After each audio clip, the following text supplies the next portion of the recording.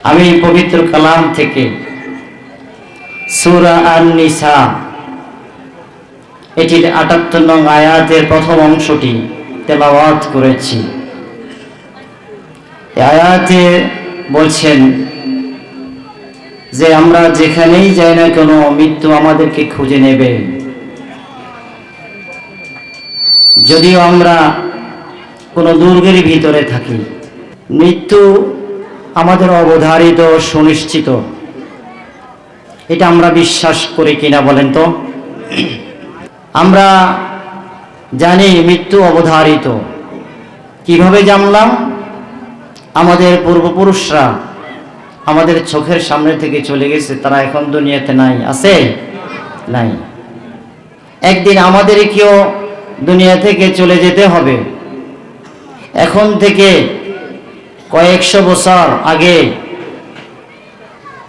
রাসূল সাল্লাল্লাহু আলাইহি ওয়াসাল্লাম যে এসেছিলেন ১৫০০ বছর আগে, তারও আগে আদি, এই পৃথিবীর আদি থেকে হযরতে আদম আলাইহিস সালাম থেকে পর্যন্ত যত মানুষ দুনিয়ার বুকে এসেছিলেন, তারা কি এখন দুনিয়াতে আছেন নাকি দুনিয়া থেকে গত হয়েছেন? কথা বলেন না। দুনিয়াতে আছেন নাকি গত হয়ে গেছেন? তারা সবাই মৃত্যুর সাধন করেছে। এর সংখ্যাটা বর্তমান পৃথিবীতে যত মানুষ আছে সেই সংখ্যা থেকে কবরের নিচে মানুষগুলো কম না বেশি? মাটির উপরের অংশে যত মানুষ আছে, মাটির নিচের অংশে তার চেয়ে বেশি মানুষ আছে। এটি আমার সাথে আপনারা একমত কিনা? তাহলে তারা যেভাবে চলে গিয়েছে আমাদেরকেও সেভাবে চলে যেতে হবে। অনন্তকাল, অনন্ত জীবন এই পৃথিবীতে কেউ পায় নাই। কেউ মৃত্যুঞ্জয়ী হতে পারে, যদিও কিছু মানুষের নাম মাঝে মাঝে মৃত্যুঞ্জয়ী, ঠিক না? এরকমটি পাওয়া যায়। আল্লাহ রাব্বুল আলামিন বলেন মৃত্যু অবধারিত, দুনিয়া থেকে একদিন বিদায় নিয়ে যেতে হবে। আদম আলাইহিস সালাম থেকে আজ পর্যন্ত লক্ষ কোটি কোটি মানুষ দুনিয়া থেকে বিদায় নিয়েছে। অবশ্যই তোমাকে যেতে হবে। এই দুনিয়া থাকার জায়গা নয়। এই দুনিয়াটা একটা মুসাফিরখানা। কোন মুসাফির যদি পথ চলতে চলতে তার শরীরে ক্লান্তি এসে যায়, ঘর্মাক্ত হয়ে যায়, কোন মুসাফির খানার ভিতরে কিছুক্ষণ বিশ্রাম নেয়, একজন রাখাল, একজন পথিক একটা গাছের নিচে ছায়ার মধ্যে আশ্রয় গ্রহণ করে, বিশ্রাম শেষ হয়ে যায়। বিশ্রাম শেষ হয়ে যাওয়ার পরে আবার সে তার গন্তব্যস্থলের দিকে এগিয়ে যায়, চলে যায়। যতক্ষণ সে গাছের নিচে বিশ্রাম নিল, যতক্ষণ সে মুসাফির খানায় অবস্থান করলো, ওই সময়টুকু আমাদের দুনিয়ার হায়াত। ততটুকু কি আমাদের দুনিয়ার হায়াত? আমার চোখের সামনে আমার আত্মীয় স্বজন চলে গেল, আমার মা বাবা চলে গেল, আমার ওস্তাদ পরিজন চলে গেল, কত জানা অজানা মানুষগুলো দুনিয়ার মধ্যে তারা দাপটের সাথে চলেছে। তাদের নাম ছিল, কাম ছিল, বংশ গরিমা ছিল, কিন্তু এখন তারা আর দুনিয়াতে নাই। তারা কি দুনিয়াতে নাই? তারা দুনিয়া থেকে চলে গেছে, তাদেরকে যেতে হয়েছে। আল্লাহ তাআলা বলেন ওয়ামা জাআলনা লিবাশারিন মিন ক্বাবলিকাল খুলদা আফা ইমিত্তা ফাহুমুল খালিদুন। কেউ স্থায়ী নয়। এই পৃথিবীতে জীবন, অনন্ত জীবন কেউ পায় নাই। যারা এসেছে সবাইকে যেতে হয়েছে একটা নির্দিষ্ট সময়ে। আল্লাহ রাব্বুল আলামিন বলেন এই পৃথিবীতে যত মানুষ এসেছে, যত কম এসেছে, যত গোত্র এসেছে, যত বিভিন্ন রকমের দাপুটে মানুষগুলো ছিল, এই পৃথিবীতে কেউ থাকে নাই। সবাইকে চলে যেতে হয়েছে।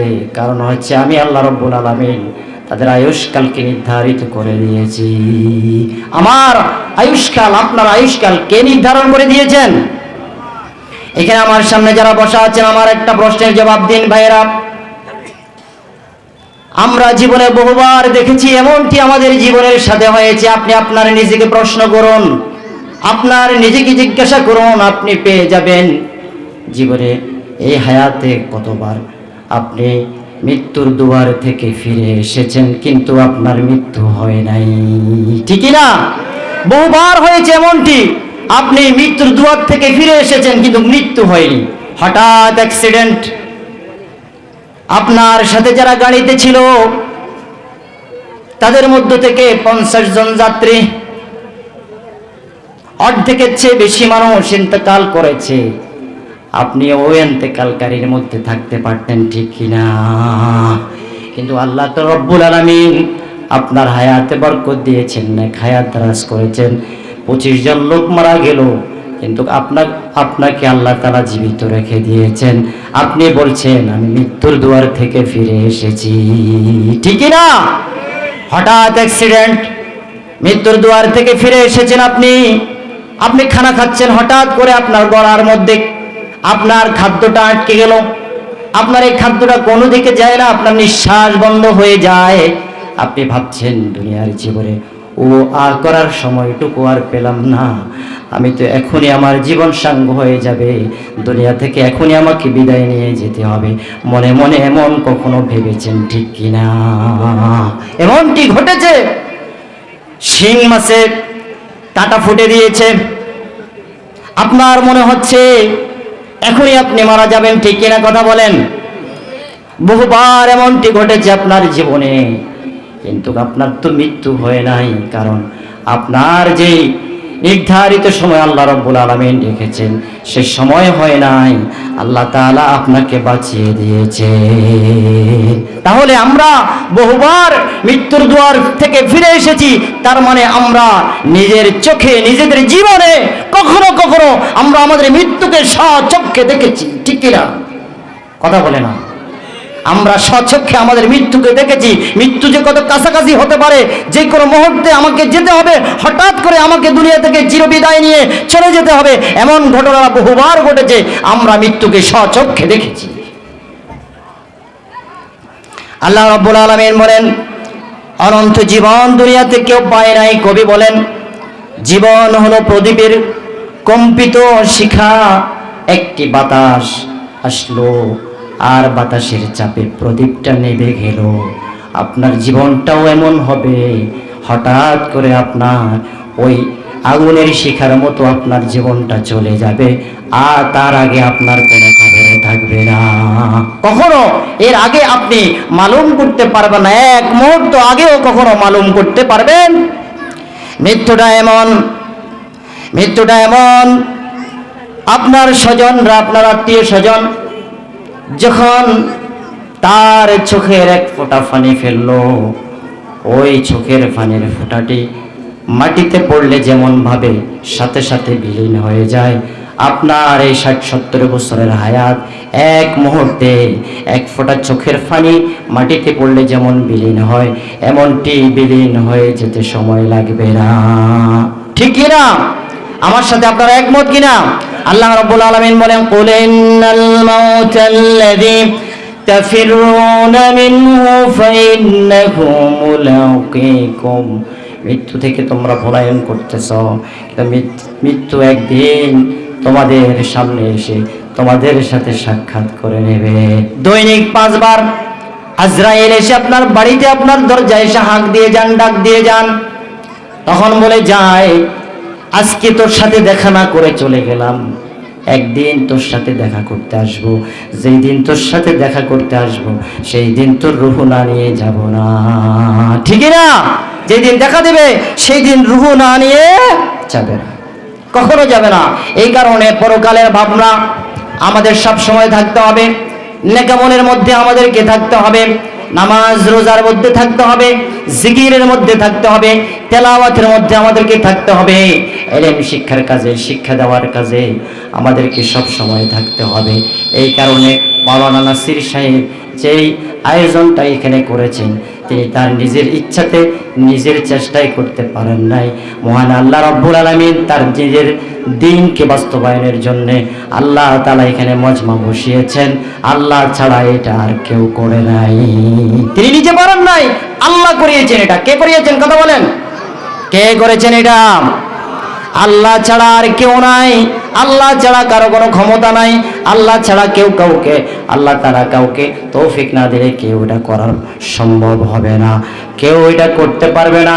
আমরা যখন মৃত্যুর দুয়ারে বারবার গিয়েছি, আমাদেরকে একদিন দুনিয়া থেকে চিরবিদায় নিয়ে চলে যেতে হবে।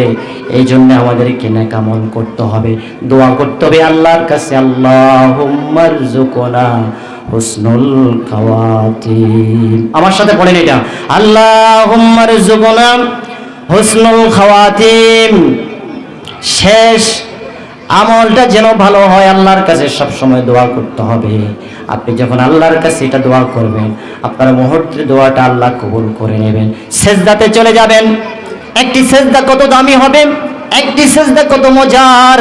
আপনি সেজদা দিলেন, আপনার আত্মীয় স্বজন বাড়ির লোকগুলো দেখলো আপনি নামাজ পড়তেছিলেন, ডাক দিল, আপনি নামাজের সেজদা থেকে মাথা উঠান না, দেখা যাচ্ছে সেই সেজদাতে আপনি মৃত্যুবরণ করেছেন। কোরআন তেলাওয়াত করতেছেন, কোরআন তেলাওয়াত করার সময় আপনার মালাকুল মউত চলে আসলো, মৃত্যু হয়ে গেল। দিন ইলম শিক্ষা করতেছেন, সেই জায়গায় আপনার মৃত্যুটা হয়ে গেল। এই সময়গুলো, এই মুহূর্তগুলো কতই না ভালো, ঠিক কিনা? কতই না ভালো সময়। আল্লাহর কাছে দোয়া করবেন শেষ আমলটা যেন আপনার ভালো হয়, সে ভালো আমল নিয়ে যেন আপনি কবরে যেতে পারেন। দোয়া করতে পারি না ইনশাআল্লাহ? আল্লাহ রাব্বুল আলামিনের একজন বান্দা খাজা আবুল হাসান খারকানি নকশবন্দি, তিনি বলছেন, আমাদের দৈনন্দিন জীবনে যত রকমের আমরা গুনাহ করি, আমরা আমলও করি আবার গুনাহও করি, ঠিকই না কথা কন? নেক আমলও করি আবার গুনাহও করি। নেক আমল করতে থাকবেন, নেক আমল করতে থাকবেন, কিন্তু গুনাহ থেকে বাঁচতে থাকবে, গুনাহ থেকে বাঁচতে হবে। গুনাহ থেকে বাঁচলে, গুনাহ থেকে যদি আমরা বাঁচতে পারি, তিনি বলছেন এটি হবে একজন নবীর সাহচর্যে থাকার মতো সওয়াবের কাজ। সুবহানাল্লাহ, অনেক সওয়াবের কাজ। নেক আমল করার তৌফিক আল্লাহ তাআলা আমাদেরকে দান করুন, আমিন আমিন।